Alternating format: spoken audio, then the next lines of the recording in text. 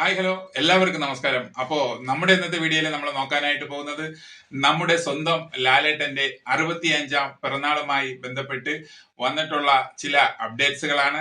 ആദ്യമായി ലാലേട്ടന് 1000 ജന്മദിനാശംസകൾ നേരുന്നു. പിറന്നാൾ ദിനമായ ഇന്ന് വളരെ സർപ്രൈസ് ആയിട്ട് തന്നെ വന്നിട്ടുള്ള അപ്ഡേറ്റ്സ് ആണ്. സത്യനന്ദിക്കാട് ലാലേട്ടൻ കോംബോയിൽ ഒരുങ്ങുന്ന ഹൃദയപൂർവ്വം എന്ന ചിത്രത്തിന്റെ ഫസ്റ്റ് ലുക്ക് പോസ്റ്റർ റിലീസ് ചെയ്യുകയുണ്ടായി.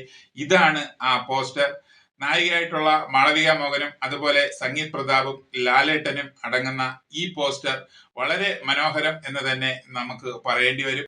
ഇത് ഏതോ ഒരു പാർക്കാണെന്നാണ് തോന്നുന്നത്. അവരിങ്ങനെ നടന്നു പോകുന്ന ഒരു സീനായിട്ടാണ് തോന്നുന്നത്. എന്ത് തന്നെയായിരുന്നാലും ചിത്രത്തിന്റെ ഫസ്റ്റ് ലുക്ക് പുറത്തുവിടാൻ വളരെ അനുയോജ്യമായിട്ടുള്ള ഒരു ദിവസം തന്നെയാണ് നമ്മുടെ ലാലേട്ടന്റെ പിറന്നാൾ ദിനം. മറ്റൊരു അപ്ഡേറ്റ് ആയിട്ട് വന്നിട്ടുള്ളത് ലാലേട്ടന്റെ ബർത്ത്ഡേ സ്പെഷ്യൽ പോസ്റ്റർ അഥവാ ലാലേട്ടന്റെ ക്യാരക്ടർ പോസ്റ്റർ ആയിട്ട് ബ്രഹ്മാണ്ഡ ചിത്രമായിട്ടുള്ള കണ്ണപ്പയുടെ അണിയറ പ്രവർത്തകർ ഒരു പോസ്റ്റർ പുറത്തുവിട്ടിട്ടുണ്ട്.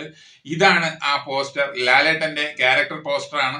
ഇതൊരു ബർത്ത്ഡേ സ്പെഷ്യൽ പോസ്റ്റർ ആയിട്ടാണ് അവർ പുറത്തുവിട്ടിട്ടുള്ളത്. നോക്കൂ, നമ്മുടെ ലാലേട്ടൻ കിരാത എന്ന ക്യാരക്ടറായിട്ടാണ് ഈ ചിത്രത്തിൽ എത്തുന്നത്. വളരെ വലിയ ബിഗ് ബഡ്ജറ്റ് ചിത്രമാണ് കണ്ണപ്പ. അതുപോലെ തന്നെ ഒരുപാട് നാളത്തെ കാത്തിരിപ്പിന് വിരാമമിട്ടുകൊണ്ട് മറ്റൊരു അപ്ഡേറ്റ് കൂടി വന്നിരിക്കുകയാണ്. തെലുങ്കിൽ ലാലേട്ടൻ നായകനായിട്ട് എത്തുന്ന ഋഷഭ എന്ന ചിത്രത്തിന്റെ അപ്ഡേറ്റ്സ് ആണ് വന്നിട്ടുള്ളത്. ചിത്രത്തിന്റെ ഫസ്റ്റ് ലുക്ക് പോസ്റ്റർ പുറത്തു വന്നിട്ടുണ്ട്. അതുപോലെ തന്നെ ചിത്രം 16 ഒക്ടോബർ 2025 തിയേറ്ററുകളിൽ എത്തും എന്നുള്ള അപ്ഡേറ്റ്സുകളും വരുന്നുണ്ട്. ഈ ചിത്രത്തിന്റെ രചനയും സംവിധാനവും നിർവഹിച്ചിരിക്കുന്നത് നന്ദകിഷോറാണ്.